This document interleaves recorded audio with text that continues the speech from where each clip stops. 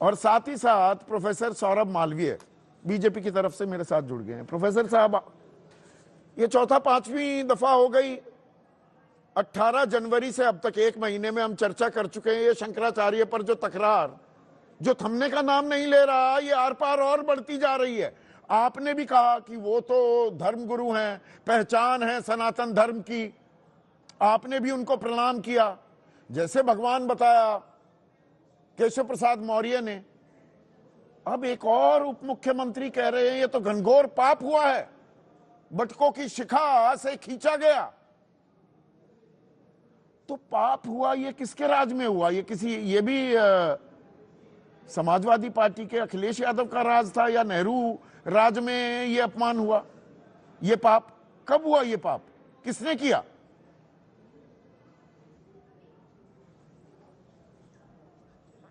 देखिए संदीप जी, हमारे यहां न वाद है न विवाद है, सिर्फ समाधान है।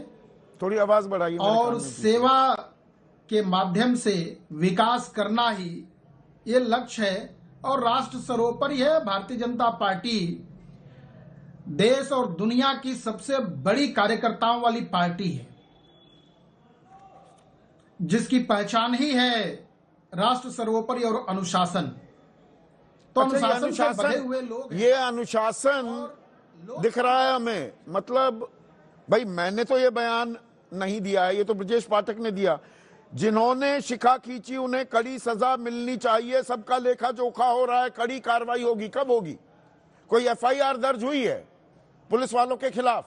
कोई मामला, कोई रपट लिखवाई गई है? अपने आप ही हो जाएगी हवा हवाई। संदीप उप मुख्यमंत्री ने कह दिया हो जाएगी कार्रवाई। 30 दिन हो चुके हैं। संदीप जी, ब्रजेश पाठक जी जनप्रतिनिधि हैं, जनता के बीच में रहते हैं और उत्तर प्रदेश के उप मुख्यमंत्री हैं। ऐसे में उनका दायित्व है और सभी प्रतिनिधियों का दायित्व है। भारतीय जनता पार्टी का प्रत्येक कार्यकर्ता कार्यकर्ताओं से मिलता है।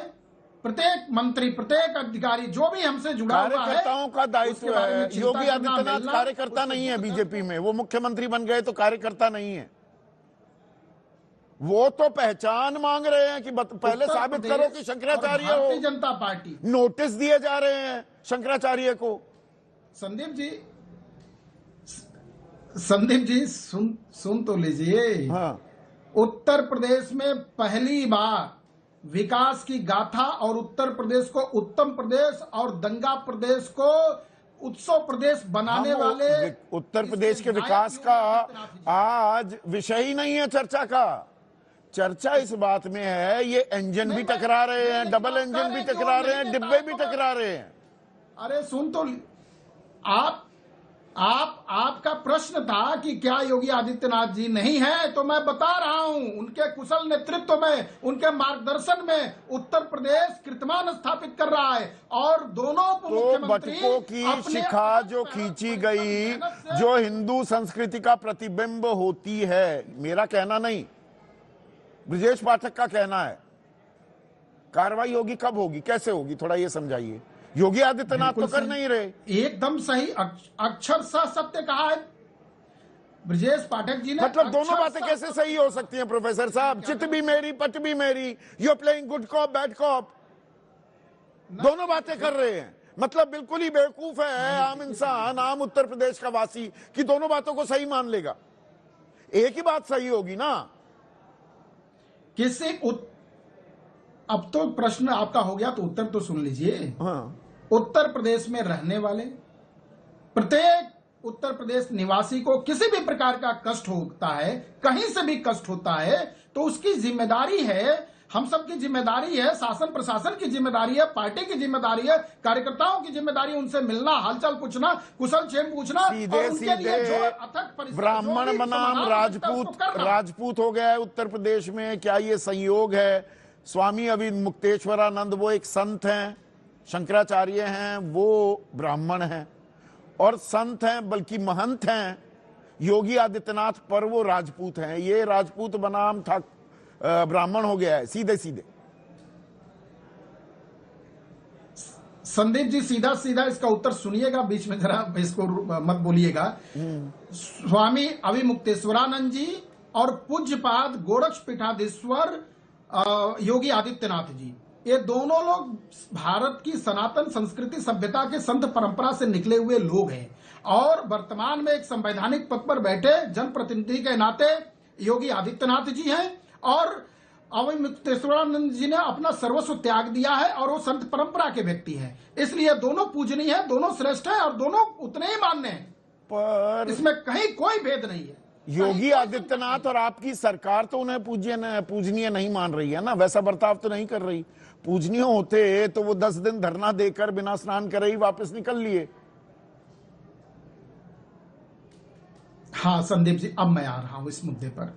देखिए संदीप जी, किसी भी कारण से, किसी भी तरह से किसी संत को कुछ भी कष्ट होता है तो उसे उस कष्ट के प्रति स्वाभाविक है कि पीड़ा होगी, चिंता होगी, लेकिन जो एक बड़े पैमाने पर जहां करोड़ों लोग आ रहे हैं, जहां जन सैलाब उमड़ रहा है, जहां सबके जान की माल की सुरक्षा रक्षा की चिंता करनी है, ऐसे में यदि कोई नियम कानून बनता है तो उसका पालन अनुपालन करना प्रत्येक व्यक्ति का कर्तव्य और धर्म होता है। अच्छा, शंकराचार्य अविमुक्तेश्वरानंद को ये पाठ पढ़ाने लगे, ये हम पहले भी कर चुके हैं, वो सतवा बाबा हो और बाकी लोगों के लिए कोई कानून नहीं चलते। और ये बात तो आपस में एक संत और महंत आमने सामने विमर्श करके उसको सुलझा सकते थे।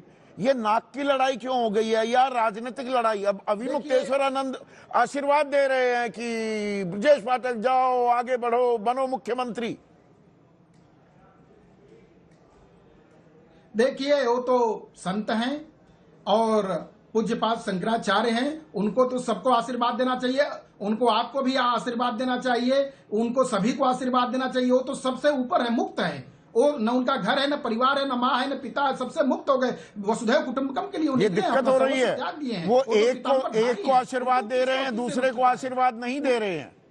वहां तो दोनों तरफ से ही कालनेमी बताया जा रहा है एक दूसरे को।